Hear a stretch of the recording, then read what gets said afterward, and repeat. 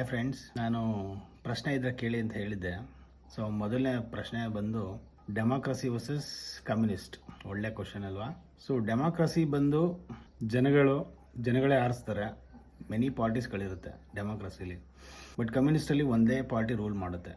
ಯಾವ್ಯಾವ ದೇಶದಲ್ಲಿ ಡೆಮಾಕ್ರಸಿ ನಡೀತಾ ಇದೆ ಈಗ ಅಂದರೆ ಭಾರತದಲ್ಲಿ ಮತ್ತು ಅಮೆರಿಕಾದಲ್ಲಿ, ಜರ್ಮನಿಯಲ್ಲಿ. ಕಮ್ಯುನಿಸ್ಟ್ ಪದ್ಧತಿ ಎಲ್ಲಿ ನಡೀತಾ ಇದೆ ಅಂದರೆ ಚೈನಾ, ಕ್ಯೂಬಾ ಮತ್ತು ನಾರ್ತ್ ಕೊರಿಯಾದಲ್ಲಿ ನಡೀತಾ ಇದೆ.